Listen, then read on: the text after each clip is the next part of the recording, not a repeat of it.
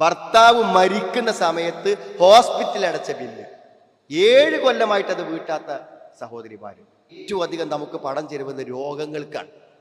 എന്നാ രോഗം മാറാൻ ഉള്ളൊരു ചികിത്സയായിട്ട് അള്ളാഹു പറഞ്ഞ ധർമ്മം ഈ 50 ലക്ഷം ഹോസ്പിറ്റലിൽ കൊടുക്കുന്ന സുഹൃത്തുക്കളെ, ചിലപ്പോ 50,000 സദക്ക കൊടുത്താൽ നീങ്ങി കിട്ടുന്ന പറയണം.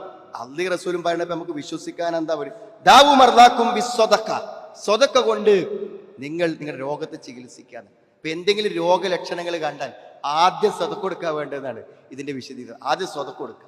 സ്വതക്ക കൊടുത്താൽ അള്ളാഹു എന്ത് തരും? അത് അള്ള തൃപ്തിപ്പെടും. അല്ലല്ലേ ഷാഫി, സുഖപ്പെടുത്തുന്നവൻ.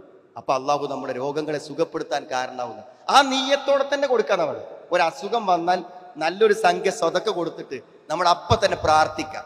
ആ സ്വതക്കയോട് അനുബന്ധമായി പ്രാർത്ഥിച്ചാൽ രോഗങ്ങൾ മാറി കിട്ടുമെന്ന വേണം. രോഗങ്ങൾ മാറാൻ സ്വതക്ക ഒരു കാരണമാണെന്ന്.